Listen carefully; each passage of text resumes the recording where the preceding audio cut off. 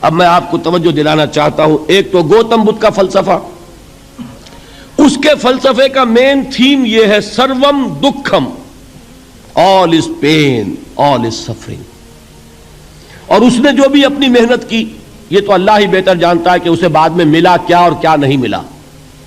ایک بات آپ سے عرض کر دوں گوتم بدھ کے بارے میں، ایک بہت جید عالم میرے نزدیک بر صغیر پاک و ہند کے علماء میں جو اس صدی کے علماء ہیں ان میں ان کا بہت اونچا مقام ہے، مولانا مناظر احسن گیلانی رحمت اللہ علیہ.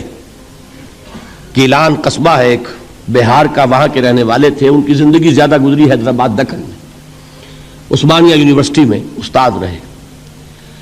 انہوں نے گوتم بدھ کے بارے میں یہ لکھا ہے کہ میرا یہ گمان ہے کہ وہ بھی اللہ کے نبی تھے، اور اس کی دلیل دی ہے. قرآن مجید میں ایک رسول کا ذکر آتا ہے ذوالکفل، اور یہ ذوالکفل وہ ہے جس کے بارے میں ہمیں کچھ پتہ نہیں. قرآن مجید میں بھی ایک جگہ ذکر آیا ہے. نمبر دو یہ کہ کسی حدیث میں اس کی کوئی ہمیں وضاحت نہیں ملتی، نہ حضور سے پوچھا گیا نہ حضور نے اس کی وضاحت فرمائی. اب یہ ذوالکفل ہے کون؟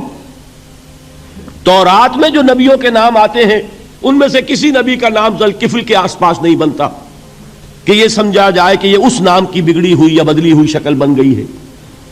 تو انہوں نے جو کہا ہے وہ بات وزنی معلوم ہوتی ہے اس اعتبار سے کہ کپل وستو، کپل پے جو ہے وہ عربی میں ہے نہیں، وہ فے بنتی ہے. تو ذوالکفل کے معنی کفل والا، اور یہ کفل جو ہے کپل، کپل والا، جس کو ہم کہتے ہیں کپل وستو کا شہزادہ. تو انہوں نے یہ کہا ہے کہ گوتم بدھ کے بارے میں یہ خیال، یہ میں عرض کر دوں کہ اس کو ہم یقین سے نہیں کہہ سکتے، یہ ان کا گمان ہے، خیال ہے، واللہ عالم کہیں گے ہم، لیکن امکان ضرور موجود ہے. قرآن کہتا ہے وَلِكُلِّ قَوْمٍ ہَادٍ، ہم نے ہر قوم میں ہادی بھیجے. وَإِن مِّن قَرْيَةٍ إِلَّا خَلَا فِيهَا نَذِيرٌ، کوئی بستی ایسی نہیں دنیا میں جس میں کوئی نہ کوئی خبردار کرنے والا نہ آیا ہو. تو یہ ممکن نہیں ہے کہ وہاں نبی نہ آئے ہوں، لیکن ان کی تعلیمات اتنی بدل گئی ہیں کہ ہم ان کو پہچان نہیں سکتے. حضرت مسیح علیہ السلام کی تعلیمات اگر عیسائیوں سے ہم سمجھیں تو کبھی بھی انہیں اللہ کا نبی نہیں مان سکتے. یہ تو قرآن مجید میں آ کر حضرت مسیح علیہ السلام کی اصل حقیقت ہمیں بتائی، ورنہ تو خدا کا بیٹا ثالث و ثلاثہ ان کو کیسے ہم مانتے. لیکن یہ کہ قرآن نے بتایا تو جان لیجئے ہو سکتا ہے کہ گوتم بدھ بھی اللہ کے نبی ہو، لیکن ہو سکتا ہے کہ درجے میں کہیں گے، یقین سے نہیں کہیں. بہرحال گوتم بدھ نے اس دکھ، رنج، صدمہ، غم جو انسان کا مقدر ہے اس کا مشاہدہ کیا، اور پھر تپسیائیں کی، علم حاصل کیا، رشیوں منوں کے پاس گیا. اس نے کوشش کی کہ معلوم ہو سیلویشن کا راستہ کون سا ہے، اس دکھ سے نجات پانے کی کوئی سبیل بھی ہے کہ نہیں، اس غم سے، اس نجات سے، اس اندوہ سے انسان کسی طریقے سے چھوٹ سکتا ہے یا نہیں. اسی کو سیلویشن کہتے ہیں انگریزی میں، اسی کو ہندی میں نروان کہتے ہیں، اسی کو عربی میں نجات کہتے ہیں. ان نجات معلقۃ بمجموع هذه الاشیاء. میں نے امام راضی رحمت اللہ علیہ کے الفاظ میں آپ کو وہ لفظ بتایا، نجات کی راہ. اچھا، جدید فلسفوں میں جن حضرات کو دلچسپی کی بات ہے انہی کے بارے میں یہ عرض کر رہا ہوں. جدید فلسفوں میں بھی ایک فلسفہ ہے وجودیت، ایگزسٹانشلزم. آپ نے نام سنا ہوگا سارترے، یہ فرینچ فلسفر، اور اس وقت دنیا میں جو نوجوان نسل ہے وہ بہت زیادہ متاثر ہوئی ہے سارترے کے فلسفے سے. کرکیگارڈ پرانے دور میں اور سارترے اس دور میں، ان کے فلسفے کا نام ہے وجودیت، ایگزسٹانشلزم. اس کا مرکزی خیال بھی یہی ہے، انسان کے لیے دکھ ہی دکھ ہے، صدمہ ہی صدمہ ہے، رنج ہی رنج ہے. صرف یہ ہے کہ کچھ حساس لوگ ہوتے ہیں وہ صدمے کو زیادہ محسوس کرتے ہیں، کچھ ذرا ان کی حس جو ہے وہ کچھ ڈل ہو جاتی ہے، کند ہو جاتی ہے. وہ جو غالب کا شعر میں نے آپ کو سنایا کہ مشکلیں اتنی پڑی مجھ پر کہ آسان ہو گئی، ورنہ یہ ہے کہ انسان سوچے تو دکھ ہے. اب یہ دکھ جو ہے اس سے نجات کا کوئی راستہ بھی ہے کہ نہیں، یہ کوسچن مارک ہے، جس کا جواب ہے تیسری آیت میں الا الذین آمنوا وعملوا الصالحات وتواصوا بالحق وتواصوا بالصبر. جو ایک نا امیدی کی کیفیت طاری ہوتی ہے، والعصر ان الانسان لفی خسر، زمانے کی قسم ہے تمام انسان برباد ہونے والے ہیں، تباہی میں ہیں، گھاٹے میں ہیں، ٹوٹے میں ہیں. اس سے جو ایک مایوس کن صورتحال سامنے آتی ہے، اس مایوسی سے نجات دلانے والی آیت ہے تیسری آیت۔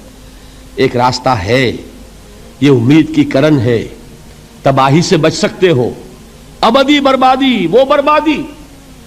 یہاں تو یہ ہے کہ ہم نے مشقتیں اٹھا لیں، فاقے جھیل لیے، تکلیفیں برداشت کر لیں، سمے برداشت کر لیے، لیکن موت آئی، اس کا خاتمہ ہو گیا۔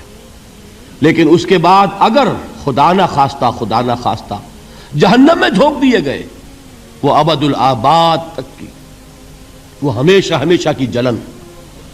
قرآن کہتا ہے کہ اگر ایک کھال جل جائے گی، جھلس جائے گی، اللہ اور کھال دے دے گا۔